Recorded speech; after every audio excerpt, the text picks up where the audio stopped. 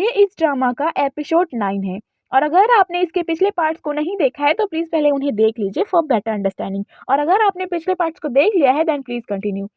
पिछले एपिसोड में हमने देखा था कि ये लोग वांगवी के बारे में बातें कर रहे थे। तभी वांशी के दिए हुए अंडे की वजह से इनके हाथों में तेज दर्द होने लगता है और प्रतियोगिता किसी भी पल शुरू होने वाली थी। इन्हें समझ नहीं आता कि ऐसे हाथों के साथ वे आखिर युद्ध कैसे करेंगे। तभी इन दोनों के आईने से आवाजें आने लगती है। जब जैंगलिंग अपने आईने में देखता है तो उसमें एक लड़की थी जो बताती है कि प्रतियोगिता शुरू हो चुकी है। वो बहुत खड़ूस जैसे ये सब बातें उसे बता रही थी।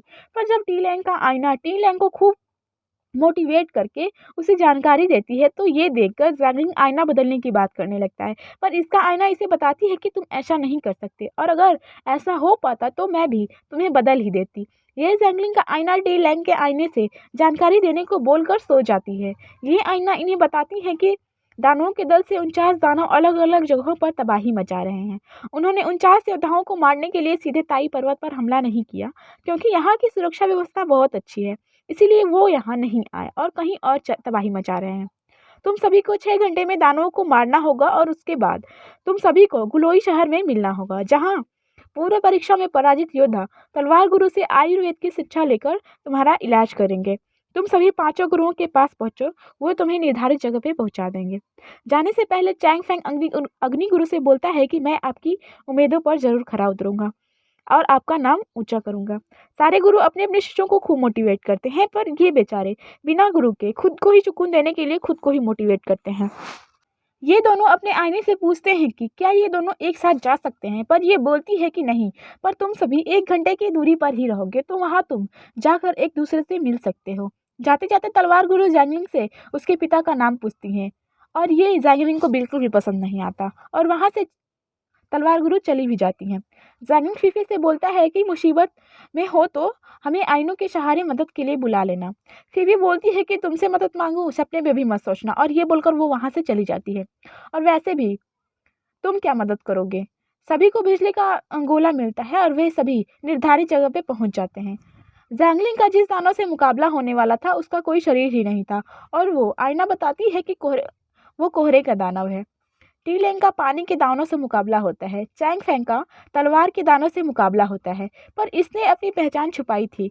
दरअसल ये नरक की आग का दानव था और चैंग फेंग को अपने धोखे में फंसा लेता है। आईने के देवता के सहारे ये सभी प्रतियोगिता के बारे में बातें करते हैं। आइनों की देवी इन्हें एक एक आईना देती है जिसके सहारे ये किसी भी योद्धा को देख सकते हैं। ताई गुरु कुल्लून को देखते हैं जहां उसका मुकाबला मकड़ी के दानव से हुआ था। शुरू में तो वो उससे जमकर मुकाबला करता है, पर जल्द ही ये मकड़ी उस पर भारी पड़ जाती है जिसकी वजह से कुल्लून को भी पीछे हटना पड़ता है। अग्नि गुरु को उनका शिष्य दिख ही नहीं रहा था क्योंकि लिंगटिंग के पक्षी चैंग फेंग के पास अभी पहुंचे ही नहीं थे। संगीत गुरु हान सैंग को पत्थर के दानवों से लड़ते हुए देखती हैं और पृथ्वी गुरु अपने शिष्यों को सांपों से लड़ते हुए देखते हैं।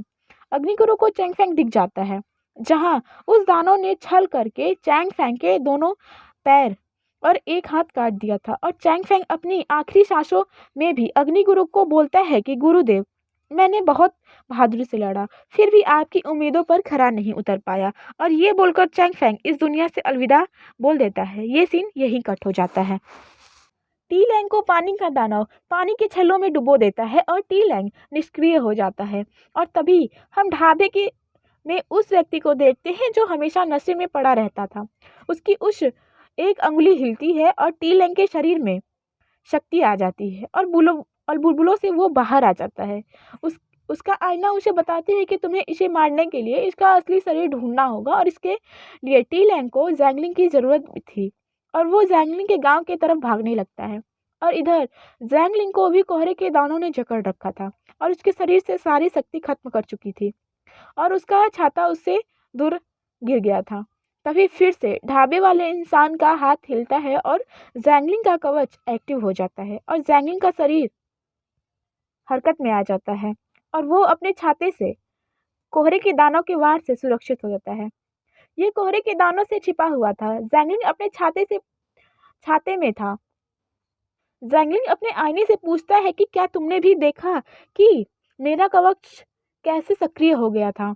आईना बोलती है कि ये सच है कि तुम्हारे कवच ने तुम्हारी जान बचाई। जैंगलिंग आईने से सबकी हालत के बारे में पूछने लगता है। तो इसका आईना इसे बताती है कि सारे 49 योद्धाओं में से इस वक्त तुम्हारी हालत सबसे बेहतर है। ये सुनकर ज़ैंगलिंग, टी-लैंग और बाकी सबके बारे में ज़ैंगलिंग पूछने लगता है। आईना इसे बताती है कि जल दानव इस वक्त टी-लैंग का पीछा कर रहा है और वो तुम्हारे पास आ रहा है और ज़्यादा उसे चोट भी नहीं लगी है, पर फीफी की हालत ख़राब है। ज़ैंगलिंग अपनी बिजली का गोला एक्टिव कर देता है, जिसे देखकर टी-लैंग समझ जाता है कि वो ज़ैंगलिंग के पास पहुंचने ही वाला है। उसका आईना उसे बताती है कि ज़ैंगलिंग ने कहा है कि फीफी खतरे में है। उसका बर्फ में खून जमने लगा है, जिससे उसकी मौत हो जाएगी। इसीलिए वो चाहता है कि तुम तुरंत उसे बचाने के लिए जाओ। टी-लैंग ज़ैंगलिंग की चिंता करने लगता है और आईने से पूछता है कि ज़ैंगलिंग सुरक्षित तो है ना। टी-लैंग का आईना इसे बताती है कि ज़ैंगलिंग अभी तो ठीक है, पर उसने तुम्हारे लिए कहा है कि पानी को आग के अलावा ठंड से भी डर लगता है, और अगर तुम फीफी के पास गए तो शायद फीफी को भी बचा पाओगे और पानी के दानों का भी मुकाबला कर पाओगे और वो बर्फ में जम जाएगा तो तुम उसका असली शरीर ढूंढ पाओगे। टी-लैंग तुरंत अपने बिजली के गोले को एक्टिव कर देता है, और जब ज़ैंगलिंग आसमान में एक और बिजली का गोला देखता है तो समझ जाता है कि ये ज़रूर टी-लैंग ने किया है। तभी ज़ैंगलिंग को कुछ सूझता है और वो बाहर आ जाता है। उसका आईना उसे बोलती है कि ऐसा मत करो वरना वो दानव तुम्हें ढूंढ लेगी, पर ज़ैंगलिंग नहीं मानता। वो उसका आईना उससे बोलती है कि ठीक है, अगर मरना चाहते हो तो मरो, क्या मैं थोड़ी देर आराम से सो जाऊं? ज़ैंगलिंग बोलता है कि ठीक है, सो जाओ। ज़ैंगलिंग अपना छाता खोल के खड़ा हो जाता है, पर भले ही छाते के रहते ये कोहरे का वार न कर पाए, पर ये ज़ैंगलिंग के आसपास की सारी हवा खींच लेती है और ज़ैंगलिंग बेहोश हो जाता है। और तभी एंट्री होती है हमारे सेकंड मेन लीड की, मतलब जी ल्यूली की। वो एक ही झटके में खुद के साथ ज़ैंगलिंग को भी अदृश्य करके दूर ला देती है। जब ज़ैंगलिंग की आँख खुलती है तो वो अपने सामने जी ल्यूली को देखता है। ज़ैंगलिंग जी ल्यूली से पूछता है कि क्या तुमने मेरी जान बचाई? जी ल्यूली बोलती है कि हाँ, पर ज़ैंगलिंग को भरोसा ही नहीं होता है, तो वो अपने जादुई आईने से पूछने लगता है कि क्या सच में इसने इसकी जान बचाई है। पर आईने को जी ल्यूली ने अपने छोटे से कीड़े से डंक मरवाकर कुछ देर के लिए निष्क्रिय कर दिया था, ताकि वो इन दोनों की बातें न सुन सके। ये इसे बताती है कि ये कीड़ा मेरा प्यारा सा दोस्त है, और ये इंसान हो या दानव जिसे काटता है तो कुछ देर के लिए तो वो इंसान निष्क्रिय हो जाता है। ज़ंग इससे पूछता है कि क्या तुम भी दानव हो? ज़िल्यूली हाँ बोल देती है और अपना नाम ज़िल्यूली बताती है। ये सुनकर ज़ैंगलिंग बोलता है कि मैं ऐसे किसी भी दानव से बात नहीं करना चाहता जो दानव सेना का हिस्सा हो, और तुमने मेरी जान बचाई है इसलिए तुम्हें छोड़ रहा हूँ और तुम्हें यहाँ से जाने दूंगा। पर ज़िल्यूली बोलती है कि अगर नहीं गई तो क्या तुम मुझे मार डालोगे? करुणा के बदले शत्रुता करोगे? मैंने जितना सोचा था तुम उतने अच्छे भी नहीं हो। ज़ैंगलिंग बोलता है कि वक्त आने पर मैं तुम्हारा एहसान चुका दूंगा, पर तुम सारे दानव एक से बढ़ के एक क्रूर हो। चली जाओ यहाँ से। वहाँ से और टी-लैंग और सॉरी ज़ैंगलिंग वहाँ से जाने लगता है, पर ज़िल्यूली अदृश्य होकर उसके सामने आ जाती है, और ये देखकर बेचारा ज़ैंगलिंग डर जाता है। ज़िल्यूली बोलती है कि मैं चाहती हूँ कि तुम ही ताउसिम योद्धा बनो, और मैं तुम्हारा पीछा नहीं छोड़ूंगी, और आज के बाद मैं कभी भी तुमसे मिलने आ सकती हूँ, इसलिए तैयार रहना। ज़िल्यूली वहाँ से गायब हो जाती है। तभी एक कोहरे के दानव इनका पीछा करने लगता है। भागते भागते ज़ैंगलिंग को पसीना आने लगता है, और पसीना देखकर ये कुछ सोचता है। ज़ैंगलिंग अपने आईने से टी-लैंग और फीफी के बारे में पूछता है। आईना इसे बताती है कि फीफी बर्फीले दानों के भूल भुलैया में फंसी हुई है और उसकी हालत नाजुक है, और टी-लैंग उसके पास पहुंचने ही वाला है। ये आईने से बोलता है कि उन्हें ये बता दो कि मैं भी उनके पास आ रहा हूँ। टी-लैंग फीफी के गांव पहुंच जाता है। वहाँ इतनी ठंड थी कि टी-लैंग के साथ साथ उसके पीछे पड़े जलदानों की चाल भी धीमी हो जाती है, पर जल्द ही जलदानव टी-लैंग को जकड़ लेता है और टी-लैंग बेहोश हो जाता है। और फिर क्या था, वही होता है। ढाबे पे टूट पड़े इंसान का हाथ हिलता है और टी-लैंग का कवच एक्टिव हो जाता है, और उसमें एक अदृश्य शक्ति आ जाती है, और टी-लैंग के एक ही वार से जलदानव जमकर टुकड़े टुकड़े हो जाता है। टी-लैंड जादुई सिक्का जलदानव के असली शरीर पर बांध देता है, अब जिसकी वजह से आसमानी बिजली उसी सिक्के पर गिरेगी और जलदानव खत्म हो जाएगा। टी-लैंग का पहला काम तो पूरा हो गया था। टी-लैंग बर्फीले भूल भुलैया का रास्ता ढूंढकर फीफी के पास पहुंच जाता है, जहां फीफी बेहोश होकर बर्फ में पड़ी थी। फीफी का आईना इसे बताती है कि फीफी अभी भी जिंदा है, लेकिन इसकी दिल की धड़कन बहुत ही धीमी है। इसके शरीर का तापमान कम हो रहा है और जल्द ही इसकी खून जमने की वजह से मौत हो जाएगी। टी लैंग का आईना टी लैंग को सचेत करती है कि भले ही तुम्हारा कवच जादुई हो, पर ये तुम्हें गर्म नहीं रख सकता और अब तुम बस अपने आत्मिक शक्ति पर निर्भर हो, इसलिए तुम्हें जल्दी ही बाहर का रास्ता ढूंढना होगा, नहीं तो तुम भी मारे जाओगे। पर टी लैंग फीफी को ऐसी हालत में छोड़कर रास्ता ढूंढने नहीं जाना चाहता था और अपनी आत्मिक ऊर्जा भी फीफी को ही देने लगता है। टी लैंग का आईना इसे ऐसा करने से मना करती है क्योंकि इस तरह से वो केवल कुछ ही देर फीफी को सुरक्षित रख पाएगा और दोनों एक साथ मारे जाएंगे। पर टी लैंग बोलता है कि कोई बात नहीं, अगर ऐसा है तो हम दोनों एक साथ मारे जाएंगे। अगले सीन में हम उसी ढाबे को देखते हैं जहां वो आदमी नशे में पड़ा हुआ था।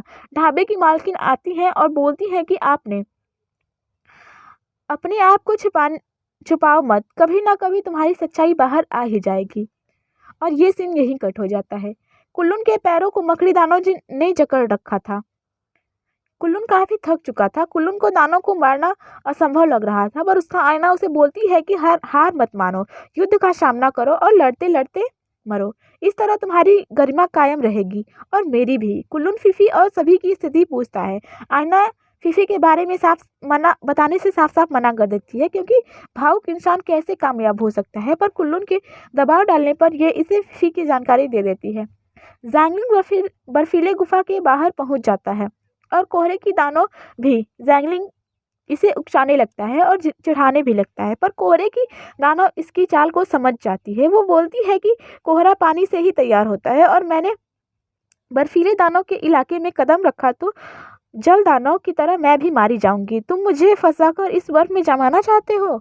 ये इसे बोलती है कि तुम चाहो तो बर्फीले दानव के इलाके में जा सकते हो और अगर तुम वहां से बच भी गए तो मैं यहाँ तुम्हारा इंतजार करूंगी, इसीलिए अभी बाहर आ जाओ। पर जैंगलिंग बोलता है कि आज बहुत गर्मी है और इसलिए मैं खुद को ठंडा करने के लिए बर्फीले दानों के इलाके में जा रहा हूँ। जैंगलिंग यहाँ इन दोनों की ऐसी हालत देखकर जी लिलू को बुलाने लगता है और बोलता है कि अगर तुम इन्हें बचाने में मेरी मदद करोगी तो मैं वादा करता हूँ कि तुम जो बोलोगी मैं वही करूँगा। ये सुनकर जी लिली आ जाती है। जैंगलिंग अपना दिमाग लगाकर बर्फीले दानव का असली शरीर ढूंढ लेता है और उसे जी लिली के बेहोशी के कीड़े से निष्क्रिय कर देता है और जादुई सिक्का उसके शरीर पर लगा देता है। वैसे यहाँ वांशिक का उछलने वाला गेंद ने ही बर्फीले दानव का शरीर ढूंढने में जैंगलिंग की मदद की थी और ये वही गेंद थे जिसे वांसी ने इन दोनों को तोहफे में दिया था और ये दोनों लेना नहीं चाहते थे। चलिए कहानी पे आते हैं। जी लिली लोहे की एक जंजीर से टी लैंग और फीफी के पैरों में बांध देती है और उसे बर्फीले दानों के पैरों में भी बांध देती है, जिससे जब बिजली बर्फीले दानों पर गिरेगी तो थोड़ा झटका इन्हें भी लगेगा और ये होश में आ जाएंगे। जैंगलिंग बेहोशी के कीड़े को बर्फीले दानों से दूर हटने के लिए बोलता है। बिजली का पहला झटका लगता है और इनके शरीर में हरकत होती है, पर जब दूसरा झटका लगने वाला होता है तभी जी लिली बोलती है कि ये झटका बहुत ताकतवर होने वाला है। अपने छाते से उनकी रक्षा करो ताकि ज़्यादा बिजली के झटके उन तक ना पहुंच पाए। पर तभी बर्फीले दानों के हिलने की वजह से जंजीर बीच से ही टूट जाती है, पर इन दोनों को थोड़े झटके की और ज़रूरत थी, इसीलिए जी लिली दोनों जंजीर पकड़कर खड़ी हो जाती है और बोलती है कि अगर मैं झटके की वजह से मर गई तो तुम्हें ही ताउसीम योद्धा बनना होगा और दूसरा युद्ध होने से रोकना होगा। और तभी बिजली गिर जाती है और ये सीन यहीं कट हो जाता है। अगले सीन में कुल्लून अपने आईने का इस्तेमाल करके सूर्य की गर्मी में मकड़ी को फंसाकर उसे मार देता है। इसका आईना इसे शाबाशी देती है कि और बोलती है कि इसीलिए तुम गठबंधन के सर्वोत्तम योद्धा हो। ये आईने से फीफी के बारे में पूछने लगता है। इसका आईना इसे बताती है कि शायद अब तक वो मर चुकी होगी, इसीलिए मैं उसके आईने से संपर्क नहीं कर पा रही हूँ। ये सुनकर कुल्लून फीफी के गांव की ओर भागने लगता है। इसका आईना इसे बताती है कि वहाँ जाने का कोई फायदा नहीं, अभी तुम्हें निर्धारित समय में गुलोई शहर भी पहुँच जाना है। फिर भी ये भागी जा रहा था। आईना इसे बोलती है कि क्या तुम फीफी से इतना प्यार करते हो? क्या तुम्हें और बाकियों की कोई फिक्र नहीं? वैसे भी फीफी के पास जाने का कोई फायदा नहीं। ये सुनकर कुल्लून रुक जाता है और आईने से पूछता है कि और कौन खतरे में है। आईना बताती है कि फीफी की दोस्त सायू खतरे में है और यहीं पे ये एपिसोड खत्म हो जाता है। अगले एपिसोड में देखते हैं कि आखिर कुल्लून क्या करता है, फीफी को बचाने जाता है या शायू को, और क्या टी लैंग और फीफी की जान बच पाई। और यहीं पे ये एपिसोड खत्म होता है। मिलते हैं अगले एपिसोड में। और अगर आपको ये एक्सप्लेनेशन अच्छा लगा हो तो प्लीज़ वीडियो को लाइक करिए, चैनल को सब्सक्राइब करिए। मिलते हैं अगले एपिसोड में। Thanks for watching.